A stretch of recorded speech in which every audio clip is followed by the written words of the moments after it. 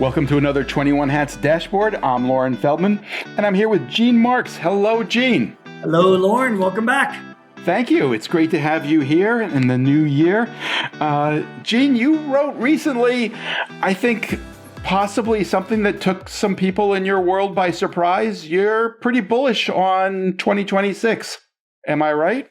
Yeah, I'm bullish. Specifically for small businesses, I should add. Yeah, I would say that most of the people in my world, are also bullish about 2026. I guess I'm speaking about the manufacturers and distributors and construction companies and service companies that I speak to all throughout the year. A lot of what I took from here for this piece for the Washington Times was based on conversations I had with a lot of people that are actually out there, doing their thing. So yeah, and then again, I've also, read the surveys from the NFIB and the U.S. Chamber and Bank of America, and I think another one just came out on Friday from another bank, also, all with very strong optimism for 2026. And yes, the point was like, gee, everybody's so bullish. Why are they? And I am also bullish when I started looking into the reasons why. So tell us, what are those reasons? Well, for starters, I do think there are a lot of tax things that are going to be kicking in next year. For example, there will be, I think, a lot of taxpayers that are earned overtime and were in the service industry are going to be getting refunds next year because they've overpaid their taxes in 2025. And once they take deductions for it, they'll be seeing some money back. And I think that extra money in their pocket will be helpful in consumer spending. Explain that, Gene. What are you referring to? Why have they overpaid? Sure. So let's get into that really quickly. I know we were going to maybe do that separately, but we can cover it here. So for service workers that are out there, the millions of service workers that get tips, there is now, of course, we've all about the no tax on tips, rule, and the no tax on tips rule. Let's not go overboard. It's not no tax on tips. It's just it's a new deduction that you can take. So when you file your taxes, if you're a tipped worker, and if you're a business owner that has tipped workers, you need to be aware of this, and I'll tell you why in a minute. But when you file your taxes, you now can take a deduction of up to $25,000 for your tipped income that you received that year in 2025. Now, a lot of people thought when they heard no tax on tips, it was going to be like, right away they were going to get it in their paycheck. But that's not the case.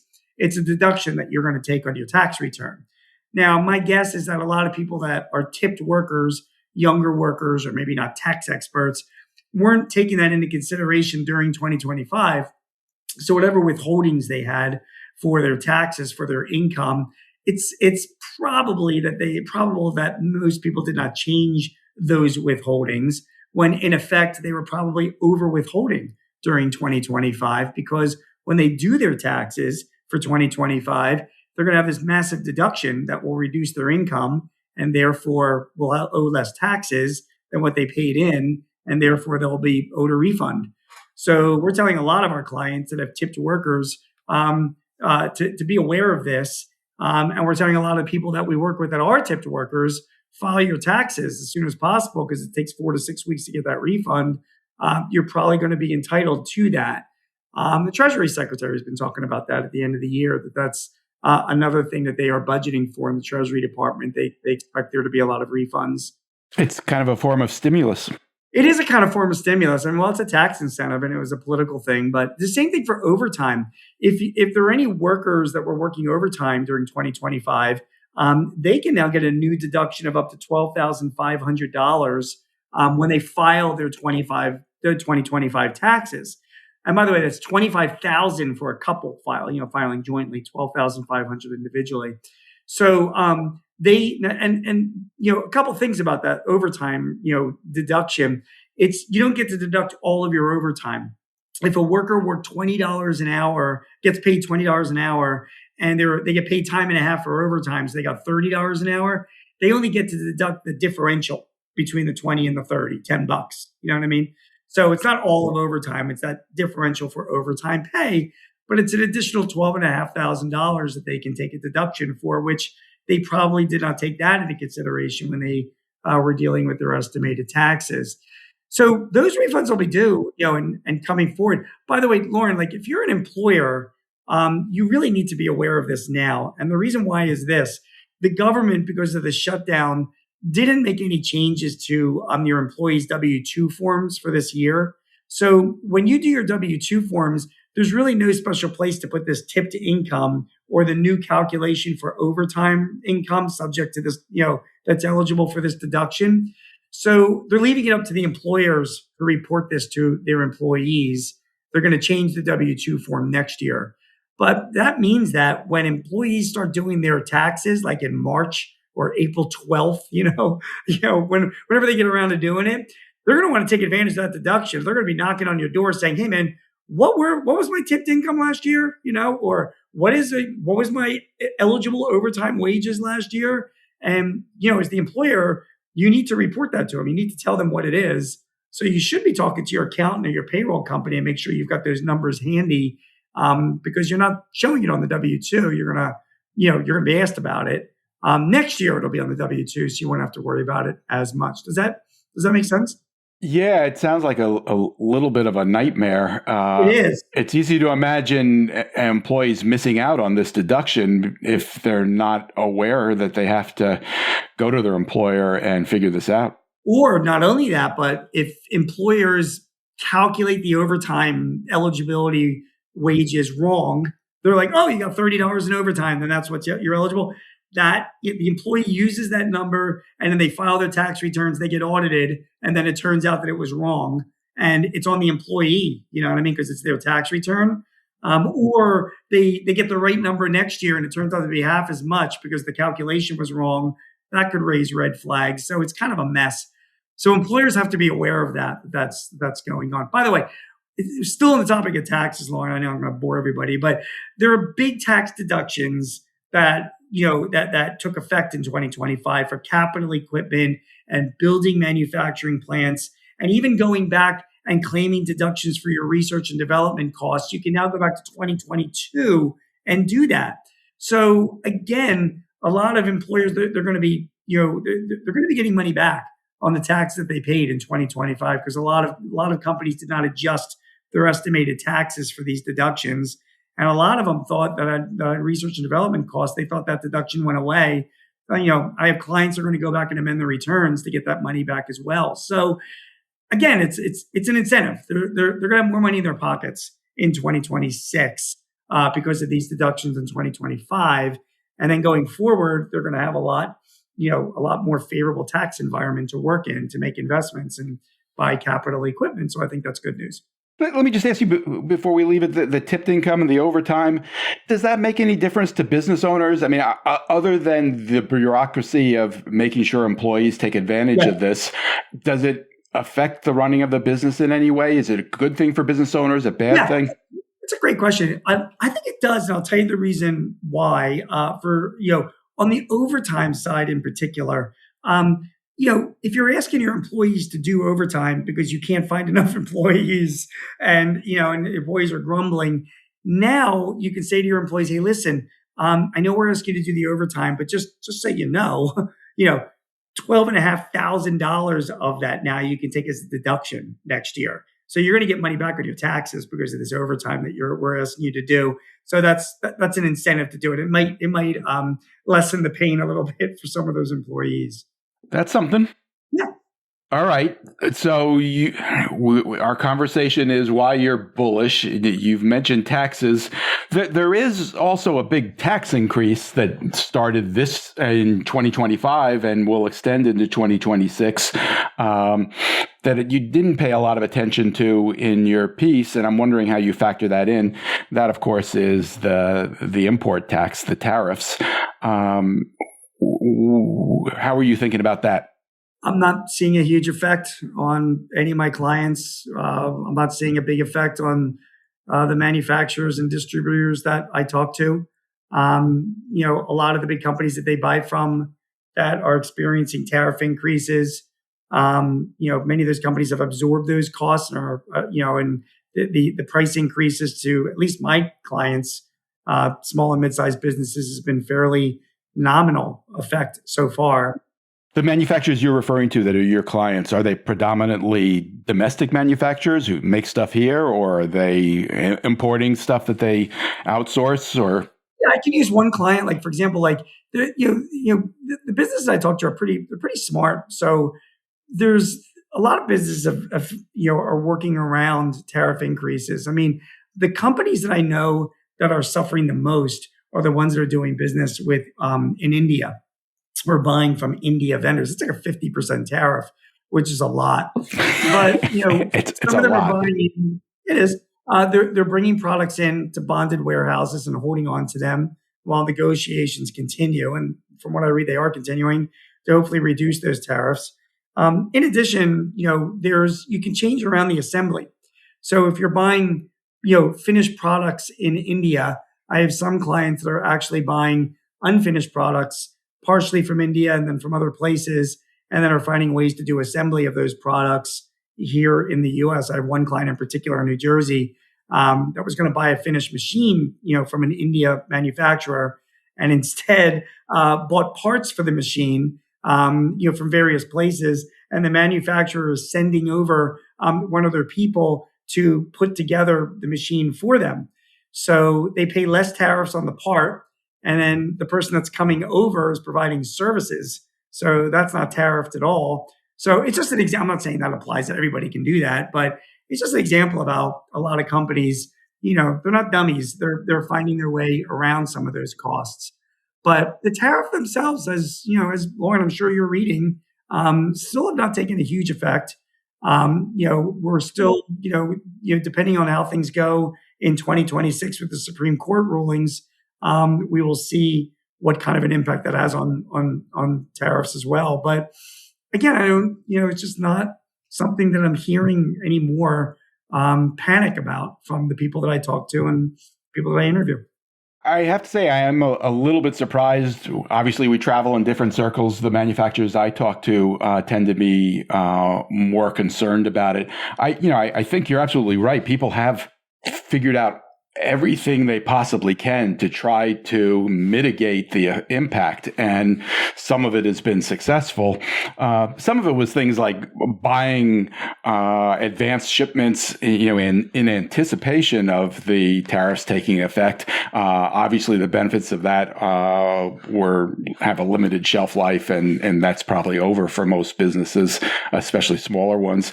I think you're right that it hasn't had the impact on the overall economy that a lot of people expected, but it's still a lot of money. I mean, I think the Chamber of Commerce put out a number. I think they anticipated that small businesses would pay something like $200 billion in import taxes in 2025. It's a lot of money. And if you're a small business and you get hit directly, whether it's because you're importing from India or China, I mean, I know companies like that, and it's been devastating to some of them. Yeah, I'm sure there is. Well, you and I have talked about this in the past. We live in a big country, Lauren. There's 33 million small businesses. So there are plenty of businesses that are not impacted at all by tariffs. There's some that are seeing maybe a marginal impact, and then there are some, of course, that are seeing a bigger impact. So I certainly there are businesses in this country that get impacted by a lot of different factors other than tariffs, depending on where their industry is in, depending on demand, depending on whether a large customer shuts down or moves operations. I mean, there's a lot of things. I'm just talking overall. If we're talking about small companies and the companies that I'm dealing with, again, I'm not hearing the same kind of feedback that you're hearing. And in fact, when I go out and I speak to a lot of these groups, I always ask, do you want me to speak about tariffs and some ways to navigate? And I mean, I'm told most frequently, nah, it's turned out not to be a big issue for our group. Let's talk about something else. Interesting. All right. What else is on your list of reasons to be bullish about 2026 for small businesses? There's certainly less regulations, as we know. The Trump administration has rolled back about 600 federal regulations since he took office last January.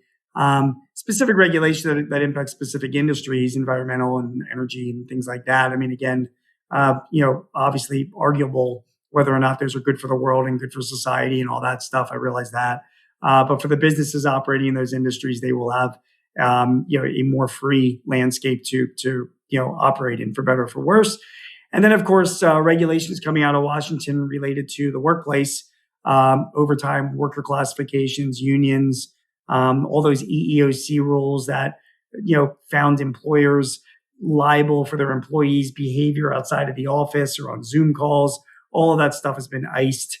A lot of regulations are requiring employers to have certain DEI policies in their businesses. All of those have been put aside. So it just makes it easier because it's less regulations mean less costs. Is there anything in particular you would point to that has been most helpful to your clients? I feel like the regulation conversation often is, like saying 600 regulations have been tossed aside, doesn't really tell you about the impact. Some of those probably have real impact. Some of them maybe don't. Sure. Can you give an example from your clients of something that's really made a measurable difference? I'll give you 5 examples on overtime rules. Instead of my clients having to pay more overtime wages because the Biden administration had increased the overtime wage levels for those workers to almost $60,000, they've now been rolled back to pre-Biden territory. So now you don't have to pay overtime, if you pay a worker more than $35,000. On worker classifications, for all of my clients that use independent contractors, the Biden administration had issued rules that would have forced many of them to reclassify them as employees, therefore incurring more payroll taxes and making them part of benefit plans and all of that. Those rules were rolled back as well, so they can save on those costs. For those clients that have unions, the National Labor Relations Board under Biden were giving unions free rein to do marketing and to push through unionization at companies of all sizes without less rules holding them back and much quicker timetables. All of that has been turned back as the NLRB has changed hands. When it comes to discrimination and harassment, like I mentioned before, the EEOC under the Biden administration issued a number of rules that were going to penalize companies for allowing their employees' behavior, to discriminate or harass both inside and outside of the business, as I mentioned, at a bar on a Saturday night or on a Zoom call, would have held the employers liable for that behavior. All of those rules have been held back. And when it comes to DEI, for many businesses that did not have eligible DEI policies, they would have been ineligible for certain governmental contracts or government work. Those rules have been scaled back, which opens up more opportunities for companies that didn't have those policies to go after government work and grow their businesses. So you asked for examples. So there was like 5, 6. I lost count. I did too, but I think you're in the ballpark. Okay. Cool. Anything else? Yeah, I mean, I think this year we're going to be seeing a continuing fall in both interest and inflation, which I really hope that's the case. I can't predict that, but listen, and inflation was as high as 9% back in 2021. Now it is below 3%. There's still the wild card as to whether tariffs are going to impact that or not. But the historical rate of inflation over the past 70 years has ranged between 2.5% to 3%. So, operating at a 3% inflation with less volatility as we're in right now, I think it's a good thing for businesses, and they'll be able to make decisions that much, easier. And then borrowing rates have come down. I mean, borrowing rates were at 8.5% for the prime rate just a couple of years ago. They're down to 6.75% now. Hopefully they will continue to head down in that direction. And obviously that will make it easier for businesses to borrow money for investment. And I'm keeping a close eye on mortgage rates. I mean, as inflation, comes under control, and more consistently, the bond market reacts and bond yields come down, and it's bond yields that drive mortgage rates.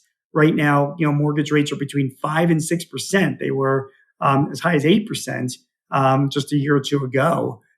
So that downward trend is potentially, I think it's going to hit a tipping point, And I think it's going to unleash a huge amount of demand in both the residential and commercial real estate industry. And boy, that industry could really use it. They represent between 15 to 18% of the country's GDP. And they've had their ups and their downs. It's been down for the past few years. But I think, the minute that those mortgage rates really get, I think, below 5%, where you've got all those people sitting on low mortgages, I believe that will be the tipping point that will push people into really, strongly considering getting back in the market, selling their homes, buying new homes. And then that has a huge indirect impact on all the businesses that are affiliated in that industry. And I think that, this year that could very well happen. So that's another thing. Correct me if I'm wrong. I seem to remember that in the past we've had conversations about interest rates, and you suggested that you anticipate they will continue to rise or at least stay high, in part because of the big deficits the government has been running. It sounded like you just said you anticipate them falling. Why do you think they're going to fall? Yeah, this is a piece about 2026. So, I am still bearish. I am negative on interest rate, over the next 5 to 7 years, unless we figure out a way to pay down our national debt.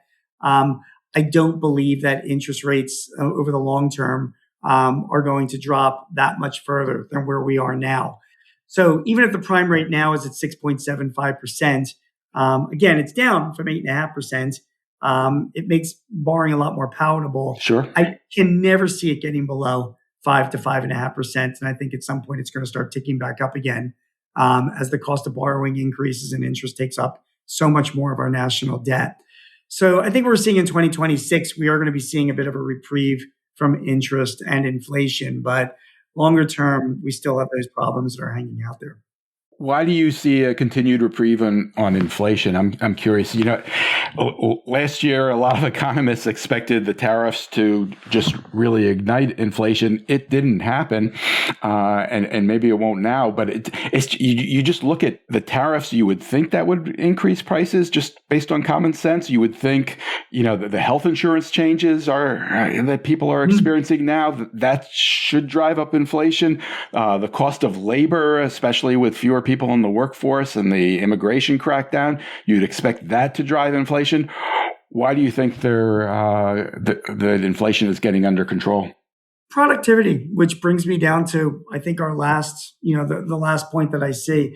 I think, this year, 2026, we are finally going to be seeing a lot more tangible, actual adoption of actual tangible AI applications that will enable a lot of businesses to get a lot more done with their existing staff. It's not going to result in them terminating people, but I do think it's going to make them a lot more productive and a lot more efficient. And I think that, the labor numbers will show that as we get further into 2026. And I think it's going to allow a lot of businesses to operate that much more efficiently. And that way, I think any price increases, I think you're absolutely right about health insurance. That is, because I do plan on writing about some of the big challenges that businesses are going to have next year. Health insurance is absolutely one of them, and I've got a few others. But that's going to be an issue. I don't think that tariffs, let's get back to what we talked about earlier. I don't think that tariffs are going to be such a big impact on the vast majority of businesses. I do think some will be, but I don't think it is going to be that kind of a major impact on businesses. I do think that, because of productivity, because of a tight labor force at the same point, wages themselves will still remain at the levels that they are now. I mean, wage increases last year were anywhere from 3 to 7%. And I do think that we're going to be seeing similar levels as well, which will keep consumer spending moving along. So I think all these factors, I think, are going to actually temper inflation a little bit. I mean, let's not forget when we were really high with inflation, a lot of it was supply chain, stuff that was pushing those prices. There was a lot of volatility after COVID. And now a lot of that has just calmed down. There is a natural rate of inflation, Lauren, that most economies want. You don't want deflation. Sure. And you don't want very low levels of inflation because that doesn't help wages. The Fed's goal has always been 2%, right? Yeah, that's what the Fed's goal is. I mean, again, historically, it's been between 2.5% and 3%, again, over the last 70 years. having, a consistent rate of inflation of anywhere from, at around 3%, businesses can operate with that pretty well. And I think employees will enjoy wage increases because of that. And I don't, and again, I can't speak for all industries. If you're in the business of selling coffee, maybe, because of tariffs, your coffee costs are coming up. But then again, at the same time, just like we saw with minimum wage in California, when you increase costs in one area, you use technology to bring down costs in other areas. And that gets back to why I do think that, a lot of developments with AI this year is going to help. I'll give you one example before, see, but like I spoke just in the past 2 weeks, Lauren, I spoke to just 4 companies, 4 small businesses that are now converting their telephone systems into an AI system, right? Like with an AI receptionist. And they're using some of the big name players, Ring Central and Virtual PBX. Are these retail businesses? They're doing it to deal with customers, or no? One of them is a design business. 2 of them were construction firms, and one is a manufacturer. Okay, and they literally replaced their receptionists. They people answering the phones.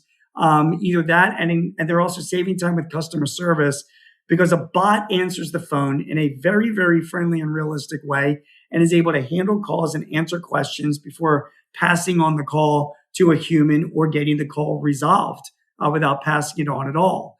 And in all 4 of those cases, they didn't fire the receptionist. They just put them to use somewhere else in the company, So they're getting more productivity out of their existing people for the same level of costs now. And because of that, it's a perfect example of how I'm seeing how AI is starting to just take hold.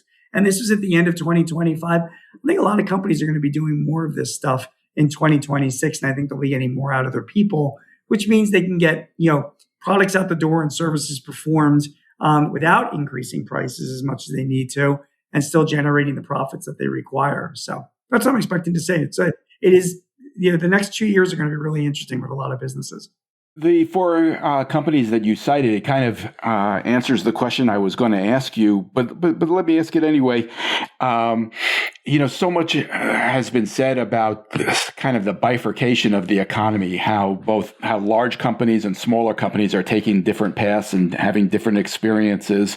And I was wondering how you viewed the productivity issue through that lens. Do you think in 2026 it'll have as much impact with smaller companies as it will with larger companies that, maybe will lay off a lot of people because of AI? Yeah, again, it's like I hate answering it this way, Lauren. Like it depends. It depends on the company. For a lot of small, I mentioned 33 million small businesses. First of all, a great many of them are independents and freelancers and contractors and all that. A lot of them are family-owned, old school businesses that just aren't going to adapt as quickly. And then there's a good chunk that are startups and younger companies run by younger people that are leaning into AI, in a bigger way. You know what I mean? So it really depends. I will tell you that the larger companies are going to be making those changes. Larger small businesses or larger companies? Larger companies. And I'm already seeing it. I mean, I've always wondered why when I have a conference call with a large client and there's, 20 people on a call, I'm like, what the hell are all these people doing? My expectation is those calls in the future are going to involve less people. You're going to be talking to a bot. Yeah. I mean, I don't know what I'll be talking to a bot yet. But I know that a lot of the AI applications that are coming out, a lot of large companies are building their own internal applications. You're starting to see that in customer service, and I'm seeing it in financial services, and I'm seeing it also in technology development companies. I mean, companies that are software companies can use AI to develop software, with a third of the staff now because it does that amount of work. AI is being used in customer service applications at large companies already. To handle calls and route and answer questions. And in financial services, I mean, I wrote about this last year, and I really do. We're going to be seeing this year. There's large financial services firms, banks, investment companies. Why do you need all these wealth advisors? Why do you need all these investment bankers and investment analysts when you can have one person running investment scenarios on thousands of companies using their own internal AI models? All that stuff has been tested over the past 2 years, and we're going to see a lot more rolled out in 2026. And there you're going to see some jobs being lost. There's no question about it. But you know what? Maybe I'm just a naive, ignorant, glasses half full guy. But those investor bankers that get laid off, they're going to start up their own firms. They're going to do their own thing. They'll figure out, what they're going to do. You know what I mean? And I think that, we'll continue to see a surge in startups that we've continued to see over the past few years, and people creating opportunities, using AI that will employ other people in the future. So, I think I'm optimistic about that scenario. I hope you're right about it. Anything you're working on that we should look for? Yeah, you know what? Speaking of AI, I'm working on a column about AI for Forbes.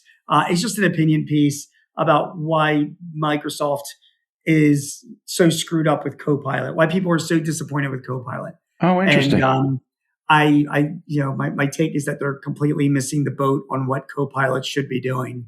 And I think I have an angle on that, so I'm going to write about that this week. That sounds like a topic for a future conversation for us. Yeah, it'll be fun. Gene Marks is a CPA who writes weekly on small business for The Guardian, The Hill, The Philadelphia Inquirer, The Washington Times, The Chicago Daily Herald, Forbes, and Entrepreneur. You can also hear him on ABC Radio's Eye on the World with John Batchelor.